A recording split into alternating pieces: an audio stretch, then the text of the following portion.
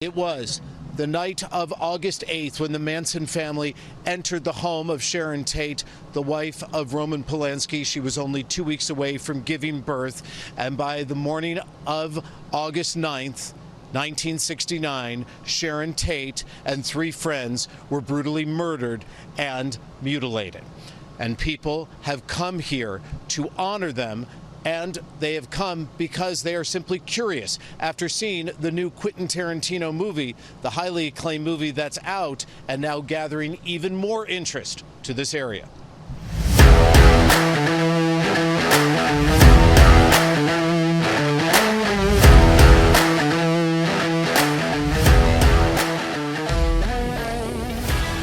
Rock is lit.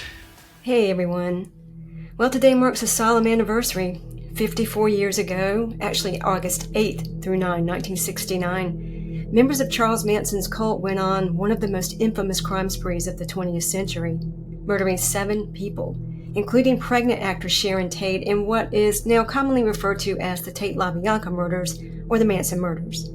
As of today, all of the perpetrators are still in prison except Manson and Susan Atkins, who have both died. Linda Kasabian, who was present at both the Tate and LaBianca murders but did not participate, died this past January. And Leslie Van Houten, who did participate in the LaBianca murders, was just paroled July 11 of this year. A few months ago, I interviewed Scott Michaels about these murders for a bonus episode of Rock is Lit. Now, Scott is Hollywood's original authority on celebrity deaths, including the Manson murders, and a former tour guide for LA's now-defunct Dearly Departed Tours. He was also a content consultant on Quentin Tarantino's movie Once Upon a Time in Hollywood.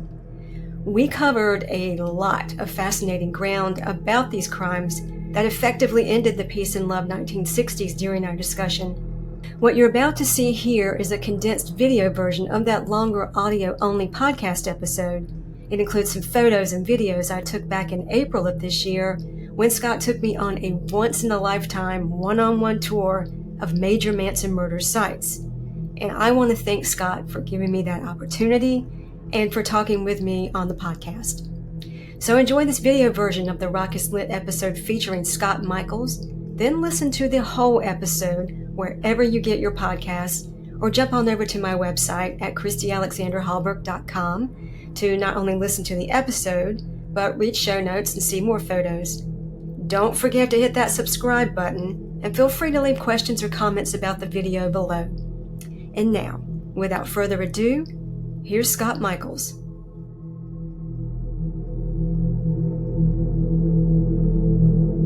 Do you remember the first time you heard about the Manson murders? I do, yes. It was in 76 when they broadcast the 2-night special Helter Skelter TV movie.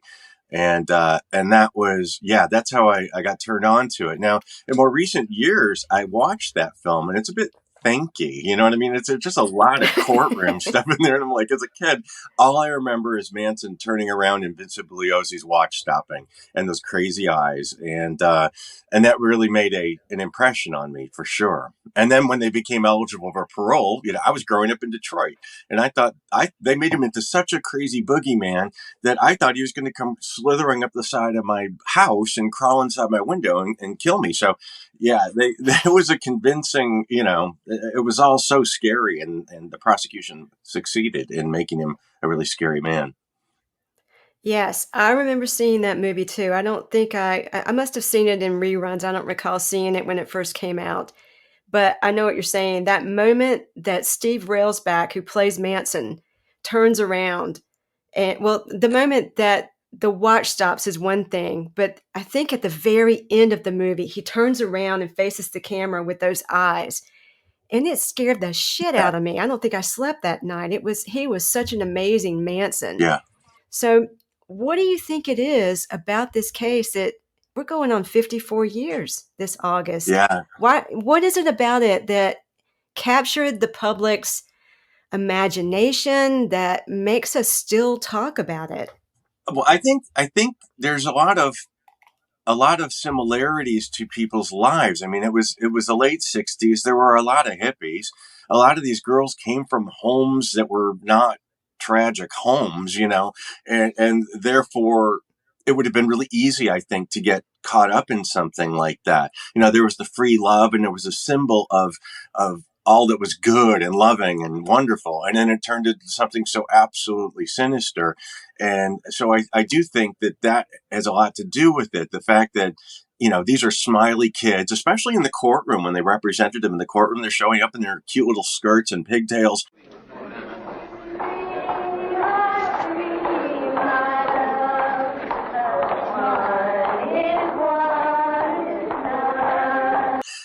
And to know that they did something so very sinister. And also because those murders went unsolved for several months, and literally there was no connection made, and people were scared to death that somebody was going to crawl inside their window and kill them. I mean, it happened 2 nights in a row, and nobody knew what it was back then. And it put the fear of God into people, quite literally. So it could have been me. It could be me. Nobody knew where they were going to be. Nobody knew where they came from. So it was just frightening, because America was saying, these are our daughters, and look what happened to them. And then America was scared to death, so because we didn't deal with anything like that yet. Yeah. And I think I told you on the tour that I have this weird connection with this crime, because my family was in LA in August 1969 when the murders happened, and my mother was 6 months pregnant with me. And so there's all the news about what has happened. And, my father had a conference. It was a work-related trip. But, they're walking around going, what the hell is going on? And the other eerie thing is that my family's car was the same make, model, and color as Stephen Parent's car. And he was the first victim the night of August 8/9. In his car, yeah. Yes, yes.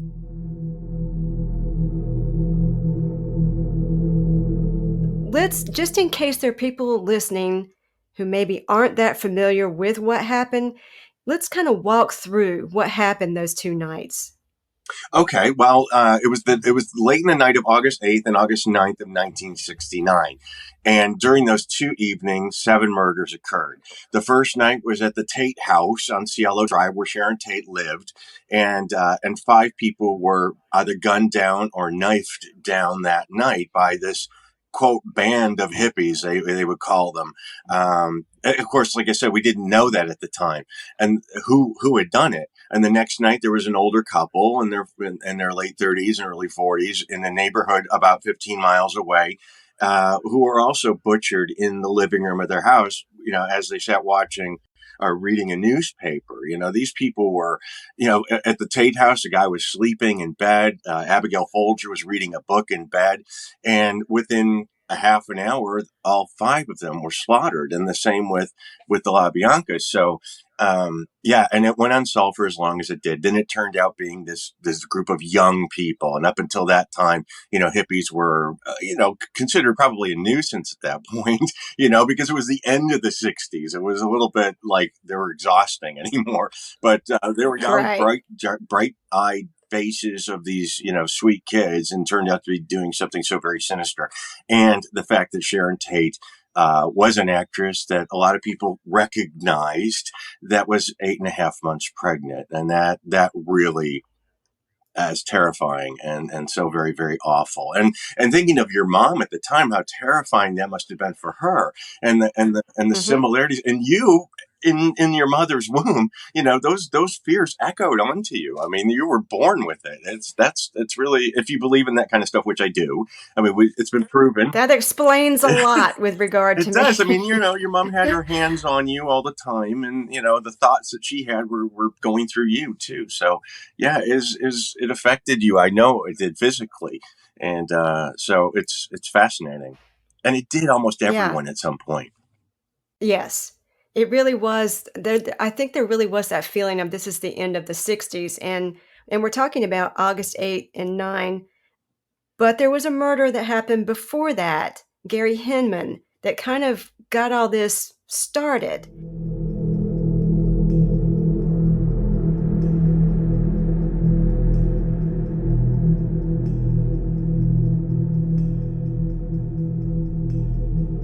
So I want to talk about Gary Hinman, and everybody listening, as I said in the intro, Scott took me on this once in a lifetime, one-on-one, all day tour around LA. We went to Spawn Ranch. I mean, we went all over the place, and I'll never forget it. It was one of the most amazing things I've ever done. And if you geek out over the Manson murders and you're going to be in LA, give this man a call and just get him to take you around. It is so worth it. That's very flattering. Thank you very much. I'm glad. It's, yes, thank you. I'm glad that I was able to facilitate that.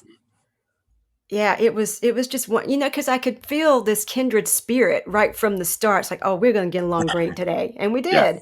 And Scott took me to Gary Hinman's house in Topanga Canyon, or it's not, it was part of his house, right? They built onto it. Yes. His original house is there. It's just, there's a lot of, that he was a shack in the forest, basically, when he was, and I found out recently, Linda Ronstadt claimed to be his next door neighbor. I mean, it's true. She was a neighbor of his. Yeah, it's wild. In fact, I found the quote. I thought you might want to hear it.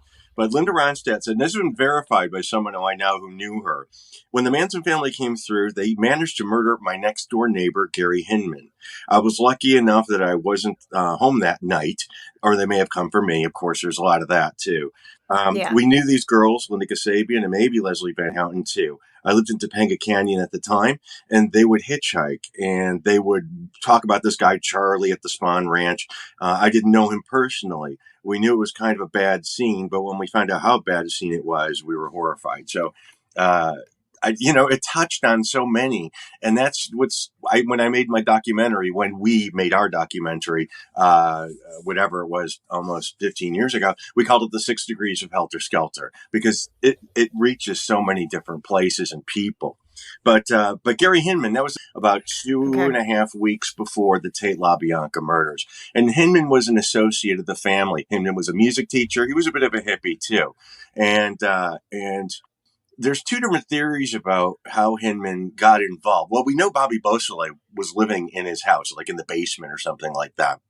And that's how Bobby Beausoleil was an associate of the Manson family. He wasn't a member. He wasn't a disciple. I hate that word, but he wasn't a follower of Manson's. He was just kind of along for the ride. Why not? Hey, there's all these chicks, and let's party. And he was a musician, and Charlie, liked his musician, and that they had that in common. And so Bobby was sort of a hanger-on. And he was also the cute one. He was like bait for the girls. Come on, man.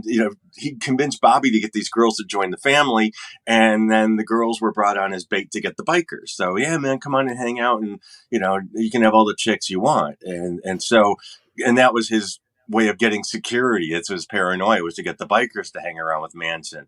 But anyway, through Bobby Beausoleil, Gary Hinman, the music teacher, the possible drug manufacturer, sounds really sophisticated too, but making mescaline.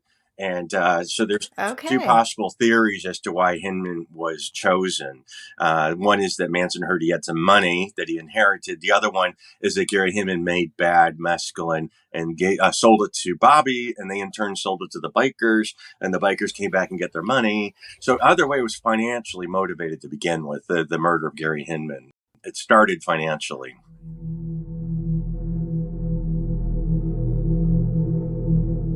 Okay, so that kind of gets into some of the misconceptions about this whole thing, the whole helter-skelter theory, because really what you're saying is that this was less to do with any kind of race war and more to do with money, more to do with because Bobby Beausoleil then got arrested for the murder of Gary Hinman. Right. Yes, it wasn't, it was about drugs and money. That's basically what this whole thing was all about. And Mr. Bugliosi, the prosecutor, I always compare it to the musical Mamma Mia, because they basically, Mamma Mia, they took this song, and they wove a plot around it. Well, Mr. Bugliosi took this piece of evidence, this piece of evidence, this piece of evidence, and he wove it together into a plot. And the best one he could come up with was Helter Skelter, the war between the blacks and the whites. Charlie was racist, but I wouldn't call him a white supremacist. didn't organize like rallies or go to rallies or anything. He wasn't a Nazi. It wasn't like that. The swastika on his head came later, and that was just for shock value. But yeah, so there was no real race war, but Manson was using his distaste or dislike of black people to manipulate the girls. The girls may have believed in all that nonsense, but Manson was smarter than that, and he was just winging it. There was no master plan. Okay. And you actually talked to Bugliosi. Yeah. You actually had, yeah. He was a nice guy to me. Like? I mean, I really liked him. We didn't get into too much because he was always very standoffish when it came to people that wanted to talk to him about this. However, no one would know who he was if we weren't talking about it. Mm-hmm. So there was that, but it was always in public forums. It was never like an intimate one-on-one. I tried to a couple of times, but I got the polite, I'm way too busy kind of a thing. And he always was. He always was. Getting back to Gary Hemming, I was surprised when we went out to his house how far away it is from Sharon Tate's former home. It's a drive, but it's not really that far from Spawn Ranch, because Spawn Ranch is kind of out in that area, Topanga Canyon too, wouldn't you say? Yes, it's at the top of Topanga Canyon, and Gary Hemming's house is at the bottom, closer to the ocean. So Okay. there's about I don't know, maybe 10 miles in between Spawn and Gary Hemming's house. I'm winging. I might be wrong. It might be 5, but I'm guessing about 10. And Spawn Ranch was closer to freeway, so it was a lot easier to get around. Hinman, no, not at all. So yeah, it's a significant distance to Beverly Hills, where the Tate murders occurred, especially from Hinman's house. But either way, it's a trudge, because back then the highway wasn't as sophisticated as it is now too. Right. But that was just amazing for me to go to all these locations and get oriented where everything was. And like you were just saying, Spawn Ranch is right off the road. Mm-hmm. And I had pictured it being, way far back someplace where you can't access it. And of course, Spawn Ranch burned down in 1970, 71. So we didn't see any buildings, and we didn't trek down to where the buildings were, because the grass was pretty high and I was afraid of snakes, I admit it. But we did trek down to where the cave is. And that was incredible. It's a steep incline, and then it's not very far away from there. And it's just this amazing little piece of history that remains.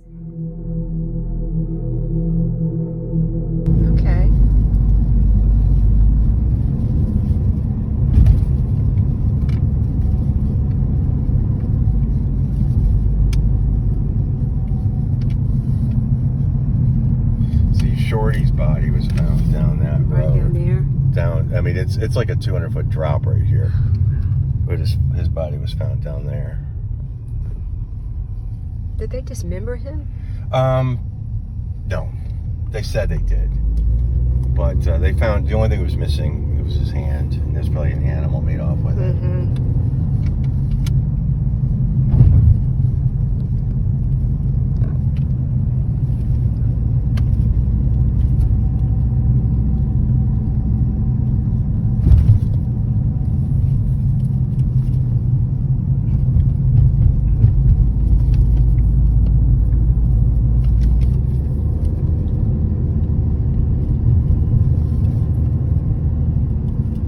And I used to think that, that Spawn was like way in there. It was right off the road. It was like literally right off the road. Wow. Santa Susana Pass.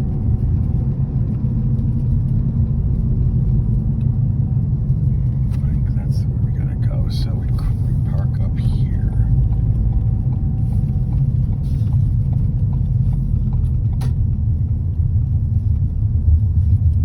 It's like right over there, right off the road. Like you pull Just right off the there. road? Wow. Iverson Road.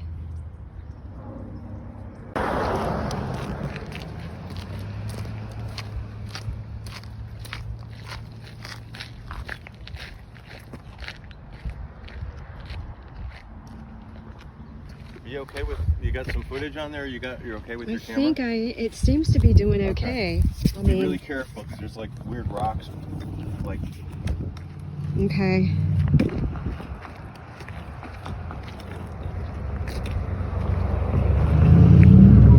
Just let me know if you hear any rattling.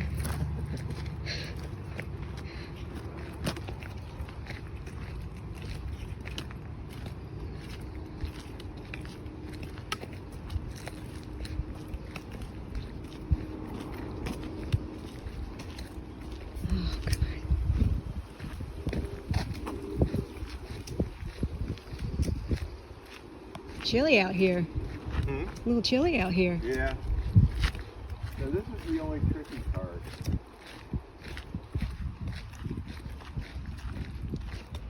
We gotta go down there. Oh crap, really? Yeah. Okay. You gonna be okay? Yeah, I'm gonna put this up there. All right. Let me just...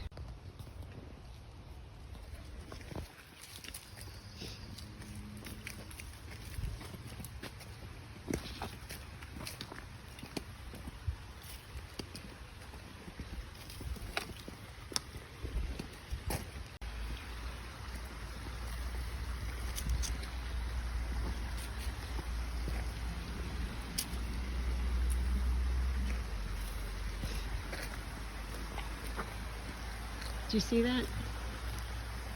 Spawn.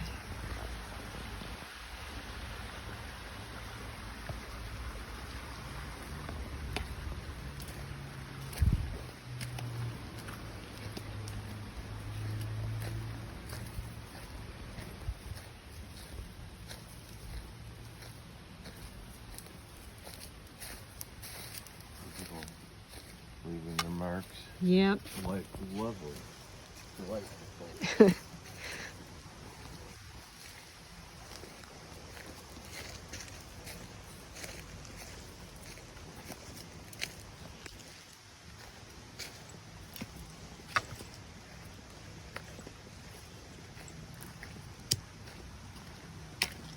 You know, apart from the history, it's really lovely down here. Treacherous, but we're going downhill now. Yeah. Just be careful.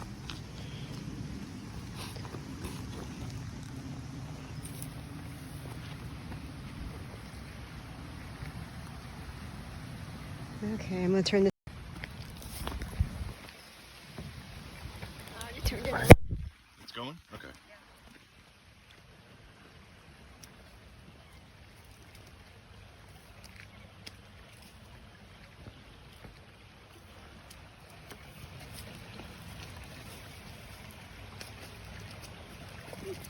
You okay?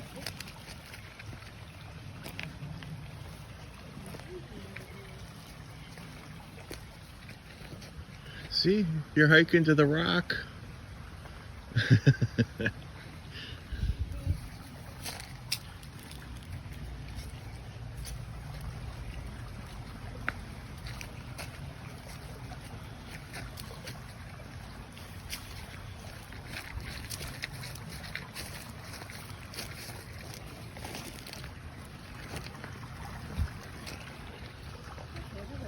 No, I'll let you go around the corner and you can see it first. It's on the left.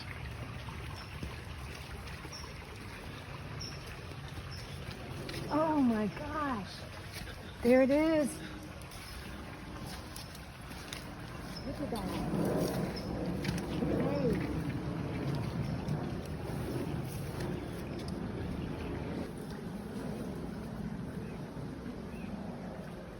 But you got to come over to this side somehow. That's the only way. Okay. Unless you can make it over to this.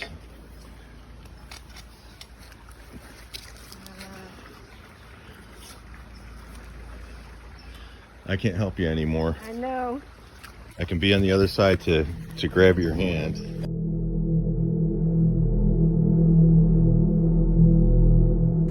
Right there is the rock that Charlie would sit on and play.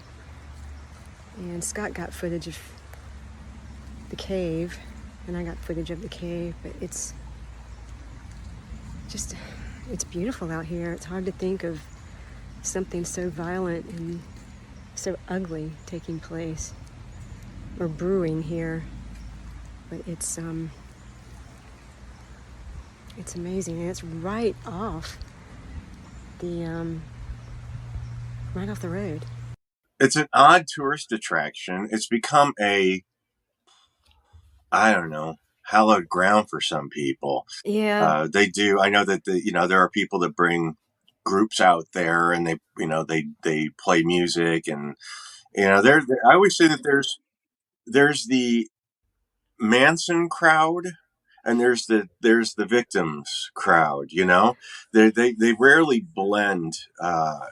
So the Manson crowd, I like to go to that ranch, and I like to see it because it's history and it's beautiful. Yeah. But there are others that would consider it more like a church or something like that, for those who consider that hero worship of some degree. Right. And I just want to make it clear that that was not the tenor of the tour at all. I mean, neither one of us had that attitude going to all of these places. It was, this is history. This is this monumental case that happened. My dog is shaking in the background. That's the noise. But it was just this really monumental case that I was always fascinated by. And it just meant so much to me to be able to go to these locations, but it wasn't in a reverential way. That is not how you handled it. It's a funny thing, because when you're talking about the people, there were famous people, and even the LaBiancas are now famous because of what happened to them. But there is the element of, wow, this is so cool to see it, and yet we're not going, yay, this happened, but oh my gosh, it's like this amazing story, which is borderline. Like, you couldn't write something as fascinating as this case, I don't think. So it's like you're being in a set, and that makes it safer to look at it too, in a weird way, because when you deal with like victims' families, it's a whole different idea, and you realize what happened to them, and it's like this whole amazing thing exploded around their poor, their unfortunate loved one. So it's bizarre, right? Well, you just mentioned set, so I'm looking at your T-shirt. Once Upon a Time in Hollywood, you were on that movie set. Tell me a little bit about how that came to be. That was such a wonderful experience. Quentin Tarantino saw my documentary and contacted me through my office, and through when I had the tour company in Hollywood. It wasn't like I worked in a high rise. I mean, we were anyway. So they said, I got the call that Quentin Tarantino wants to meet with me. So I went to the office, and I figured I'd be in a boardroom of people, but it ended up being just he and I talking for quite a long time. And he loved the documentary because it's kind of, I don't know, gonzo-y. We just kind of messed around, and we were shooting stuff because I had obvious enthusiasm and interest for it, as does he. So we ended up being able to talk for quite a while about different facets of the case that were, nerdy to be, more from a pop culture perspective, definitely. Not so much the victims as much as the details of their lives, because that was what was represented in the film Once Upon a Time in Hollywood. It was their lives. So we got along really, really well. And so I took him and his crew around for a day, and we it was just really a lot of fun to be involved in that process. And I was on the set a few times during some of the historic, to me, like the locations. My friends in real life owned the house that Jay Sebring lived in when he was murdered. And it was also the same house that Paul Byrne of Jean Harlow's husband was murdered or killed himself, depending on who you talk to. So I knew those people, and Quentin wanted to meet them. So I introduced them, and they ended up shooting up at that house for about a week. That didn't end up in the final cut of the release version. It will be in some sort of director's cut at some point in time. But but it was neat because it was history. It was unfolding in front of me. It was the most amazing time travel moment for me, because the case is so important in my life, and to be able to walk and talk and see these people moving and driving the cars that I know, because everything was identical to what they wore. And as I mentioned to you, at the El Coyote restaurant where Sharon Tate supposedly they had their last supper that night, he put it back, all the billboards, all the streets, all the parking meters, every car in the parking lot, everyone walking by was all 1969. It was the most amazing summer. So it was a wonderful bookend to my time in Los Angeles, but it was just professionally the most the most important thing that's ever happened to me, and one of the most important personal events too. Was there anything during shooting where you took him aside and said, that's not accurate, that it wouldn't have happened this way, or there's some detail that you need to change? He was good. I mean, he knew stuff that I didn't know. So, he was questioning bits about, he pulled me aside. He wanted to know the name of the book Abigail Folger was reading, as I mentioned to you before. I do too. Wait, I think you said it in the documentary. See, before I met you, I had seen parts of the documentary, but not all of it. And when I came back, I saw the whole thing, and it's damn good. I mean, you go everywhere, including Barker Ranch, and we couldn't do that on our tour because it was just way too far away. But yeah, it's a great documentary. What was the name of the Madame book? Bovary. Wow. So he was, guess what? When I was at Jay's salon, I was leaving and he called me over and asked me. It was crazy to see. Here's this legendary.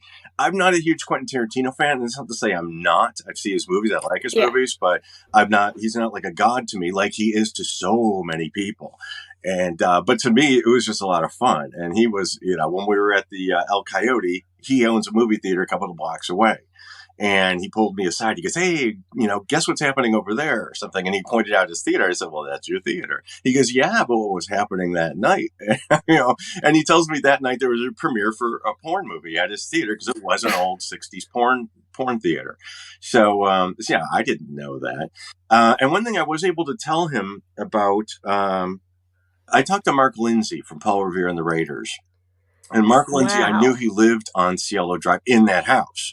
He was roommates with Terry Melcher, who was Doris Day's son. He was a music producer, and he and Mark Lindsay were living in this house. And Mark Lindsay and I were talking, and he says, yeah, Terry and I wrote 2 songs on that piano in the room and in the house. And Tarantino didn't know that, so he like latched onto that. That's right. You told me about that. I think you said they wrote the song Him or Me and the song Good Thing. And Good Thing ended up being in the movie? I think. And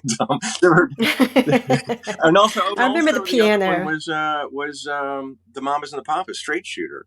That was sheet music that was on the piano of the house that I knew. So I told Tarantino, and he used it in the movie. So I'll take credit for those things. I will, because they 100% came from me.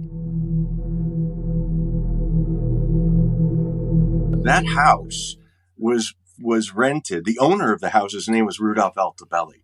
Altobelli lived in the guest house. Altobelli rented out the main house. So Sharon and Roma didn't own that house. Terry Melcher and Mark Lindsay rented it. Then they moved out and Sharon and Roma moved in. But the house was rented, furnished. So that piano that they composed that music on was in the room when the murders occurred.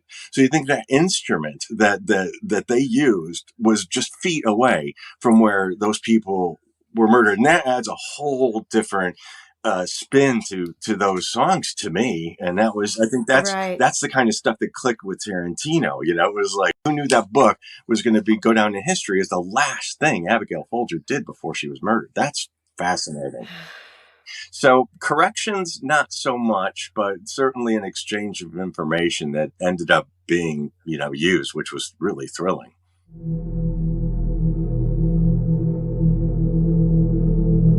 Well, I just want to talk about my experience walking up Cielo Drive. I mean, to begin with, you took me on the exact route that the housekeeper would have taken, and where she would have gotten off at the bus stop and then turned to go up the road. And you said a friend of hers picked her up and drove her on to the house. And I mean, we took that whole route and I had chills. It's the same route for the most part as the killers, right? They had to drive that same route too. Yeah. And then we parked the car exactly where they parked their car, which was at the foot of Cielo, at the bottom of Cielo. And it's longer than I thought. Cielo Drive. It's longer. And we walked up, and I remember it was really quiet and kind of still. And then we got to your friend David Oman's house and took a little kind of excursion there. And then we walked on up to the gate, and it's not the original gate. It's pushed forward quite a bit from where it was originally. Isn't that right? It's actually back. Oh, it's back. Yeah, Okay. a couple, about 10 yards or so. Okay. And I couldn't see in, but I know what the mansion that's there now looks like. But it was just an incredible experience, and I wonder what those actors in the movie were feeling as they were playing those roles. And by the way, I mean, there is no house next to Sharon Tate's like in the movie with Rick Dalton's house is next doors to her in the movie. So, I don't know where they shot that, but that was interesting to see. Okay, that there is no house next door. But I don't know, I mean, just the whole experience of getting oriented and actually being in that spot was incredible. It was just incredible. Yeah, those were the moments that I tried to capture on my tour, and not necessarily. I mean, of course, with you, because I know it's nice to see those places again through the eyes of someone who hasn't seen them before. Because I've walked up and down that street a million times, and I'm not saying it's not. I haven't. There's always been an element of reverence, but to be up there with somebody who's experienced it for the first time makes a lot of difference. And yes, to walk in those footsteps as they did. And it's funny, I don't know if you remember David Oman, who owns the house. It's about 4 doors down from where the gates are. You could be waiting. Well, David, thank you for letting me come in your house and look at everything and talk to you. Oh, my pleasure. No, thank you very much for coming, Christy. Which the house was not there in the 60s. It's been built since. But, David was saying when Tarantino was scouting, because I walked Cielo with Tarantino to begin with, alone, back when he was doing the research, the location shooting. And then David was saying the night they were filming, he brought the actors, Tarantino brought the actors to walk up the street. And David was saying, "Oh, I'll show you where everything is. I'll show you where everything is." And Tarantino screamed at him because, "No, I don't want you to. I want them to experience this the way it was in the dark that night alone." And he was upset with David for that.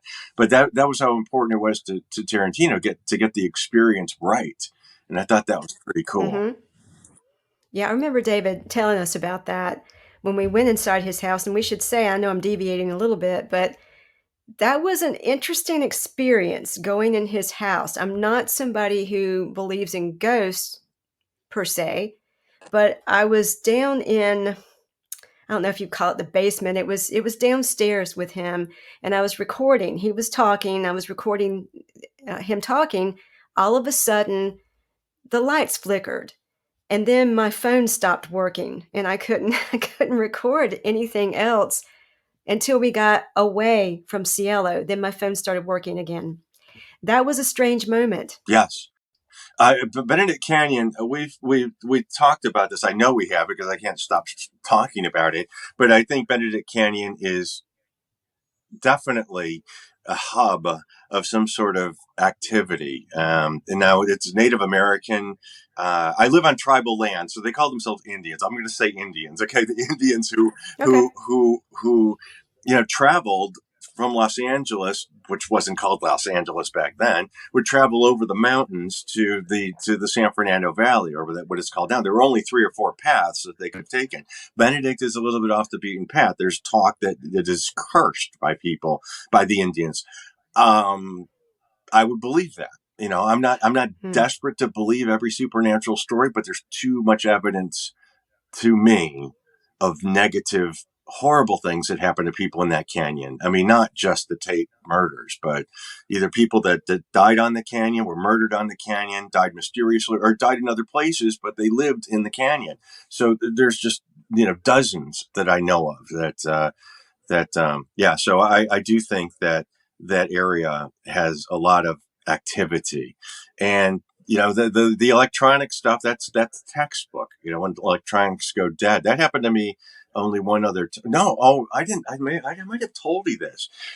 The night the day of the anniversary, the 50th anniversary of 2019, I was in a little bit of a hub of stress because I had an event planned that weekend. We were doing a lovely 60s. We were trying to counteract the negativity of that night, and we were doing a 60s party, at a movie studio. It was just sort of, we're going to talk about it. We're going to say, God bless these people. And we're going to have, celebrate the 60s night instead of let's talk about the murders night.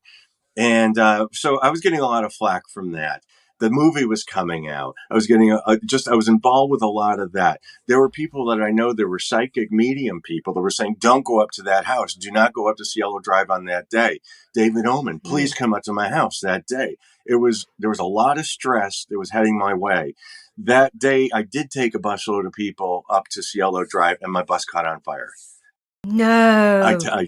Those buses are looked at every day. I go through every single thing. I check, because I legally have to. I have a checklist that I have to show, and everything's fine. They're maintained like every, by mechanics all the time, every 30 days, and my bus got on fire that day. So you tell me.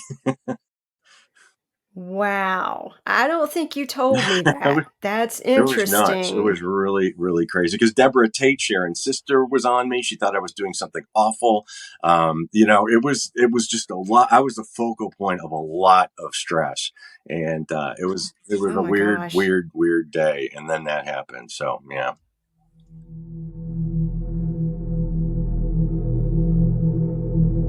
It was a lot more rustic back in the day. And Tarantino used as much as he possibly could of Cielo Drive, and then they moved on to a different house.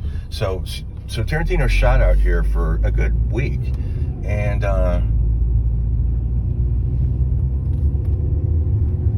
so when we sort of do this curve,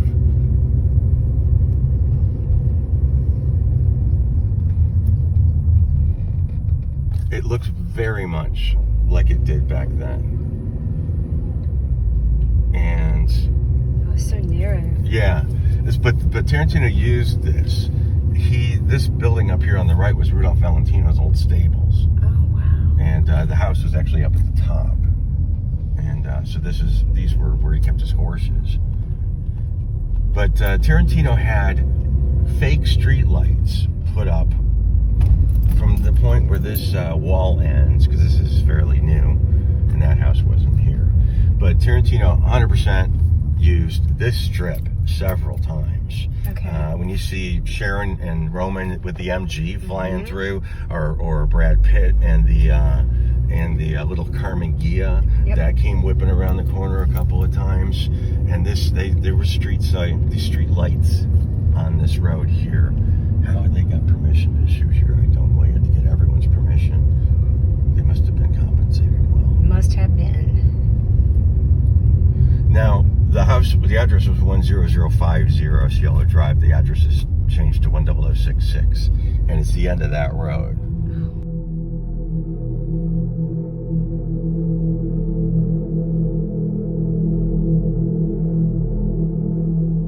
I know the guy who owns the real one that they drove that night, and they could have used it, but Tarantino didn't want to use it because he thought that was too gross. It was like crossing a line. So he had the exact same car built, the 59 Ford, and they parked it in the movie right there. And they got up and walked up on foot like we're about to do. Oh my God, this is crazy. And that's what really happened.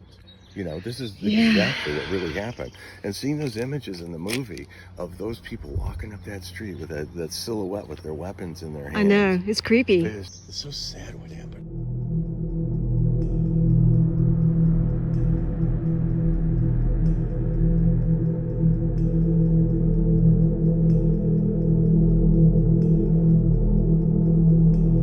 So in the scene in the movie, remember she says, "Oh, I forgot my knife." And she took off in the car. That's where they were. This is where the camera was. This Okay. is where I am right now. Did you come up here with Tarantino? No, I wasn't here for that one. David was.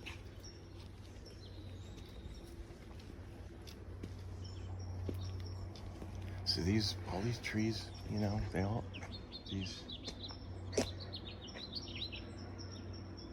just imagine their conversation when they were heading back to the car, or what were they thinking? What was their conversation, if there was? But my favorite scene in the movie is Roman and Sharon and the MG, and they're playing the Hush. Yeah. And there's a doom, doom, doom, and they're just flying down this road. Yeah. I love that.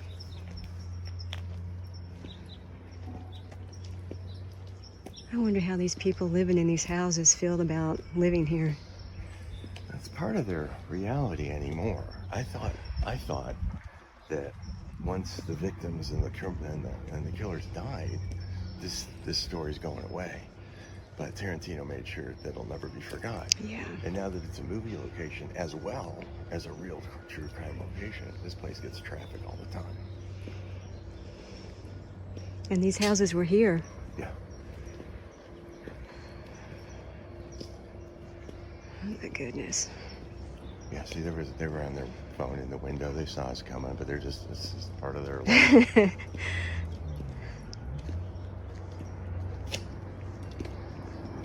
The view is just amazing up here. I wish it was a clear day. You could see the ocean on a clear day. We've come up here on the anniversary, at the anniversary time after midnight. It's about 12:30. Really? And walking this road in the middle of the night, or, a quiet road. I think they hire security now. But before the internet, it used to be kind of a little bit more rogue and... Yeah, this is where you see the killers walking right past that guy. Oh my gosh. Was that there? Yeah, I'm pretty sure it was. It made it into the movie, so I think so. Because he was really good about it.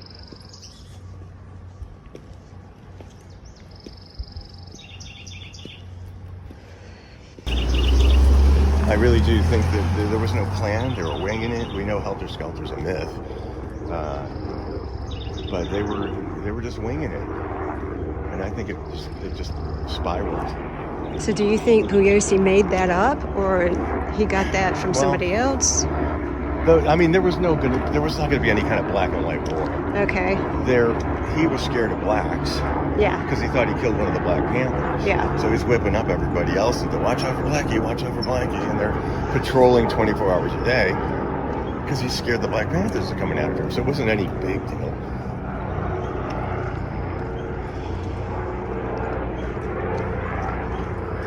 This is about where Tarantino stopped, right over here. Stopped filming right about here. And then they moved over to another place by Universal Studios. Okay.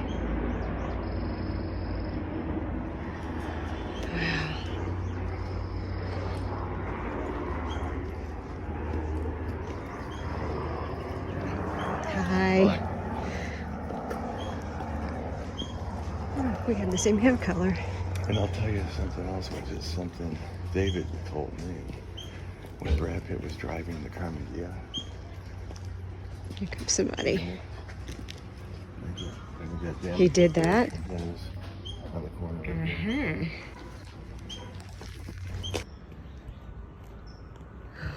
So the original gates were probably, this is an original telephone pole. Okay, this one led to that one that was over by the gates over there. This was not the one that Tex climbed up? That one's gone now. Okay. So they've, let's go. So that used to be on the opposite side of the road that you see right there. What did? The telephone. Okay. That was on this side. All right. And the gates were probably 10 or 15 yards straight back. What were they made of? They were gates. They were just plain old metal gates. Okay. Chain link.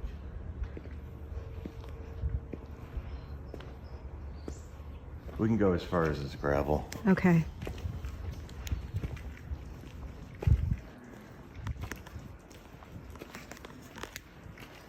How you doing? Hi. Good, and you guys? Good.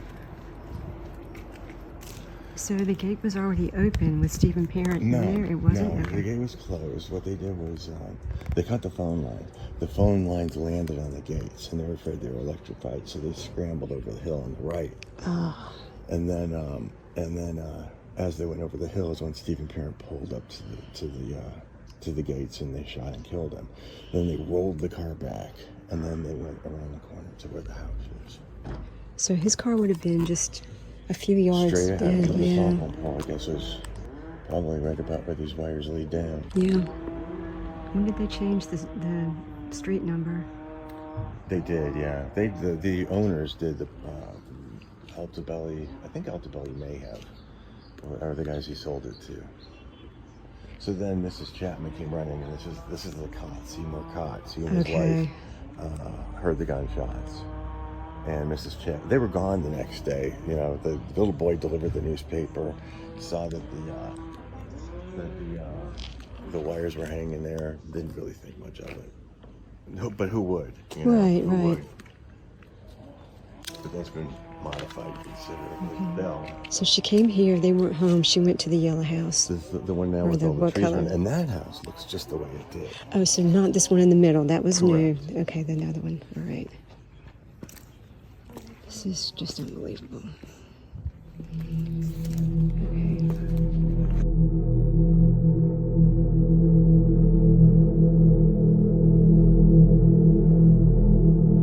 I love your video talking about that last night that goes into detail about whether or not they actually did go to the El Coyote that night. Because Bugliosi said that they had reservations, and yet nobody who worked there could place them when asked about it later. So we really don't know No. if they went, do we? No. And I don't know if you saw the video I did with the LA County coroner when, Yeah. okay, so he went over the contents of their stomach too. Well, pepperoni was in somebody's stomach. Pardon me? Wasn't it Well, pepperoni in that's what it somebody's looks stomach? like. Weirdly enough, Sharon Tate's autopsy, the part where it comes to contents, stomach contents, it's difficult to read. I read olives, and I see the word pepperoni. Now, that doesn't mean she didn't have pizza earlier in the night. But if they did go to the El Coyote, both Jay Sebring and Wojciech Frykowski had very fast digestive systems because there was nothing in their system. Abigail Folger did have Mexican food, so that element checks out. But nobody saw him there. Apparently, the name Sebring was on a reservation list. Nobody's ever seen that reservation list, so I don't even know where it came from. Deborah Tate's sister, Deborah Tate, who was Sharon Tate's sister, said no, that never happened. But who knows? I wasn't there. The people that were, are no longer. So it's fascinating. Yeah. But lore, it's lore. I think the El Coyote has become that place because of that. I really do. I would guess that probably 75% of the people that are in there every night say something about Sharon Tate, Well, I know you took me to the El Coyote on the tour, but they were closed because it was a Monday. But I went back on my last day, and I planned it this way. Thought if they had their last meal there, I'll have my last meal in LA there. And I went, and it's so interesting because I had already watched your video, and I knew, and we talked about it too, the possibility that it never even happened. But man, you asked the hostess, where did Sharon Tate sit? Is it true that they were here on that last night? Oh, absolutely. Here's the booth. So they are claiming it. So how long has the restaurant been open? Well, this is its second location, but El Coyote has been around since 1931. Okay, but this is the one that Sharon Tate supposedly came to? Yes, this restaurant has been around since the 50s. Okay. Hardly anything has been remodeled. Oh, really? Wow. It's amazing. Do you have any idea where she sat? Yeah, she actually had her final meal in the next room over to the left, where that big party is. That big booth Yeah. is? Okay. That's the booth they use in the movie too, isn't it? They actually use the one to the right. To the right? Yeah, you'll see it.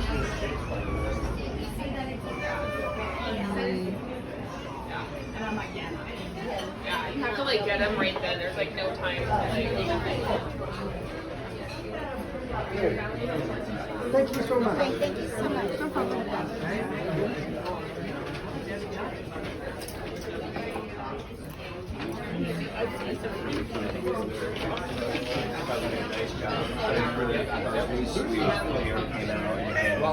There was a waitress that used to work there that used to do interviews, but the one that supposedly waited on them, the one that's mentioned in the book, her name was Kathy Palmer.